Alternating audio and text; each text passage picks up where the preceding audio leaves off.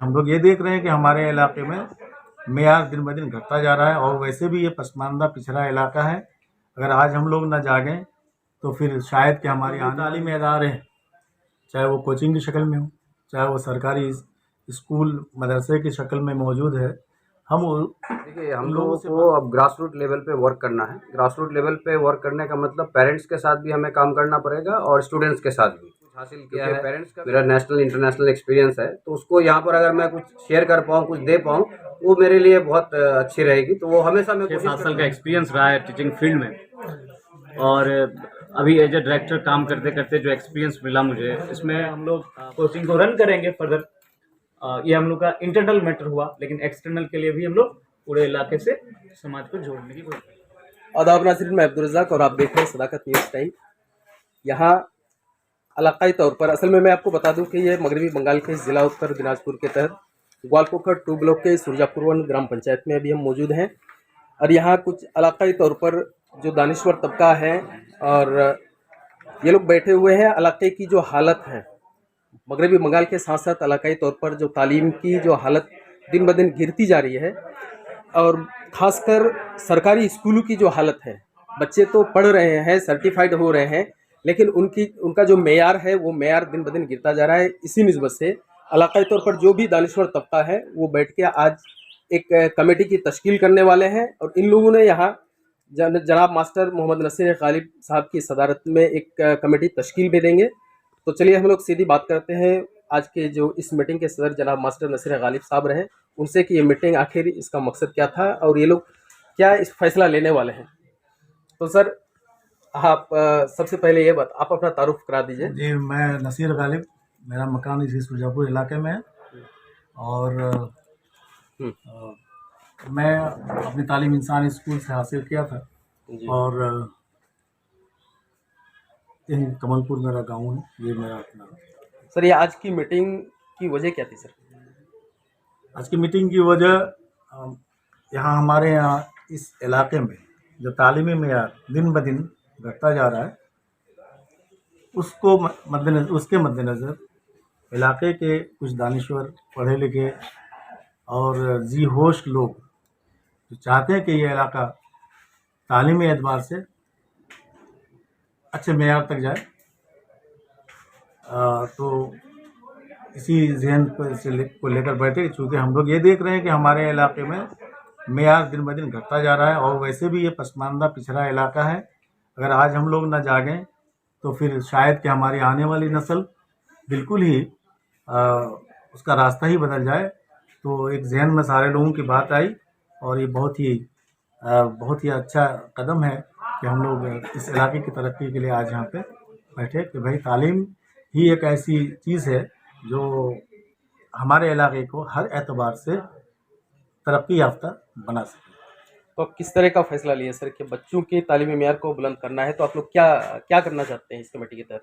इस कमेटी के तहत हम लोग यहाँ पे जो भी तालीमी इदारे हैं, चाहे वो कोचिंग की शक्ल में हो, चाहे वो सरकारी स्कूल मदरसे की शक्ल में मौजूद है, हम उन लोगों से मिलकर बात करना चाहते हैं इस कमेटी के तहत कि भाई हमारे बच्चों की तालीम कैसे अच्छी हो, उस तरफ आप लोग कदम बढ़ाएं ताकि हमारा इलाका बहुत ही तरक्की याफ्ता बन जाए। और ये एक मुनज़्ज़म कदम होगा इंशाअल्लाह। जैसे कि हमारे साथ बैठे हैं, हालांकि हमारे इलाके से नहीं है लेकिन तालीम से जुड़े हुए हैं, एजुकेशन इंटरेस्टेड आदमी हैं, तो वो भी आए हैं हमारे यहाँ। भाई आखिर क्या वजह रही है कि इलाके में बच्चों की तालीमी मेयार जो है वो दिन ब दिन गिर रही है? इसमें देखिए, सबसे पहली बात तो है कि स्कूल में असातिज़ा की कमी है। बार बार रेजुलेशन के बावजूद यहाँ असातिज़ा का मतलब ये अपॉइंटमेंट नहीं हो पा रहा है, तो इस चीज़ पर भी हम लोग ध्यान देंगे। और गार्जियन के अंदर जो एक मतलब गफलत छा गई है, तालीम से बिल्कुल बेबहरा हो चुका है। वो सिर्फ रोज़ी रोटी कमाने ही को अपना उसी को अव्वलियत दिए चुके हैं। हम लोग थोड़ा उसके जहन को भी साफ़ करना चाहते हैं कि भाई रोज़ी रोटी तो है ही, लेकिन उसके साथ तालीम भी ज़रूरी है।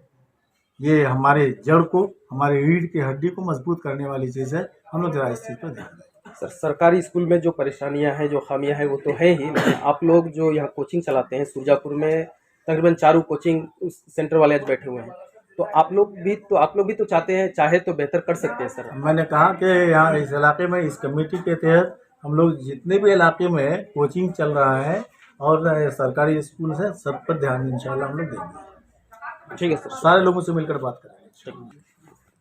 सर आप थोड़ा अपना इंट्रोडक्शन कर दीजिए। मेरा नाम अजहरुल इस्लाम है। मैंने जामिया मिल्लिया इस्लामिया से बीटेक सिविल इंजीनियरिंग किया हुआ है। सर आज की मीटिंग में आप भी यहाँ शामिल हुए, चूँकि आप कोई कोचिंग तो चलाते नहीं हैं, बहैसियत आप चूँकि एक दानिश्वर हैं, तो थोड़ा कहिए कि एजुकेशन को किस तरह से प्रमोट किया जाए या एजुकेशन में बेहतरी किस तरह से लाया जाए हमारे इलाके में खासकर। देखिए, हम लोगों को अब ग्रास रूट लेवल पे वर्क करना है। ग्रास रूट लेवल पे वर्क करने का मतलब पेरेंट्स के साथ भी हमें काम करना पड़ेगा और स्टूडेंट्स के साथ भी, क्योंकि पेरेंट्स का भी एजुकेशन इस लेवल पे कि उनको एजुकेशन का इम्पोर्टेंस समझाना पड़ेगा। जब वो एजुकेशन का इम्पोर्टेंस समझेंगे तभी बच्चों को स्कूल तक भेजेंगे और घर पे गाइड करेंगे। जैसे हमने डिस्कस किया कि 3 घंटा या 4 घंटा कोचिंग में रहते हैं, बाकी टाइम वो घर पे पढ़ाई नहीं करते हैं, तो वो कैसे एक जो है ट्रांसफॉर्म होगा, एज ए सोसाइटल चेंज करना पड़ेगा। पूरी सोसाइटी को ही हम एक दिन का काम नहीं है, धीरे धीरे मेहनत करना पड़ेगा। जब तक पूरी सोसाइटी चेंज नहीं होगी हम कुछ भी नहीं कर सकते हैं। तो इसी बात पे हम लोगों ने डिस्कस किया कि सोसाइटियल चेंज जो एक रेमेडी है उसको हम कैसे कर सकते हैं। तो क्या सर आप लोग अपने यानी इलाकाई तौर पर जो एजुकेशन है उसको बेटर करने के लिए क्या आप लोग हमेशा साथ रहेंगे? बिल्कुल सर, हम लोग आज पहला स्टार्ट किया है और मैं हमेशा से चाहता हूँ इलाके में कुछ देना। जब मैंने कुछ हासिल किया है, मेरा नेशनल इंटरनेशनल एक्सपीरियंस है, तो उसको यहाँ पर अगर मैं कुछ शेयर कर पाऊँ, कुछ दे पाऊँ, वो मेरे लिए बहुत अच्छी रहेगी। तो वो हमेशा मैं कोशिश करता हूँ कुछ ना कुछ सोसाइटी को देना। जिस सोसाइटी में हम रह रहे हैं उसको हमें कुछ देना है, तो जो भी मैं दे सकता हूँ मैं वो दूँगा। ठीक है sir, thank you very much. Master Riyaz sahab, आप चूँकि आज की इस मीटिंग का पहल जो है आप ही किए हैं और इसमें कोचिंग के तहत आप लोगों ने क्या क्या पॉइंट आउट भी किए हैं, तो सर थोड़ी सी बात रखिए मुख्तसर तौर पर कि क्या असल में वजह क्या थी और क्या ज़रूरत आप पड़ी कि आपको इस तरह की मीटिंग या फिर कमेटी बनाने की ये आपने ये इरादा बनाया? सर एक्चुअल में पिछले जो 6-7 साल का एक्सपीरियंस रहा है टीचिंग फील्ड में, और अभी एज ए डायरेक्टर काम करते करते जो एक्सपीरियंस मिला मुझे, इसमें बच्चों को संभालते sir Syed coaching centre director हैं, तो इसमें बच्चों को संभालते पढ़ाते बहुत सारे प्रॉब्लम्स का सामना करना पड़ता है। तो एक तो हमारे कुछ प्रॉब्लम्स है जो कोचिंग के इंटरनल प्रॉब्लम्स है। उसके बाद जब हम कोचिंग के इंटरनल प्रॉब्लम्स को सुधारने जा रहे हैं, तो जो कोचिंग के बाहर एक्सटर्नल प्रॉब्लम्स है इसको हम कैसे सुधारेंगे, राइट? क्योंकि मेरा कोचिंग में बच्चा सिर्फ 3 घंटे, जैसे सर ने बताया, सिर्फ 3 घंटे के लिए मेरे पास आते हैं, लेकिन बाकी जो 21 आवर्स वो मेरे पास नहीं रहते हैं बच्चे, तो उसका जो माहौल है वो डायरेक्टली इनडायरेक्टली यहाँ पे इफेक्ट करता है।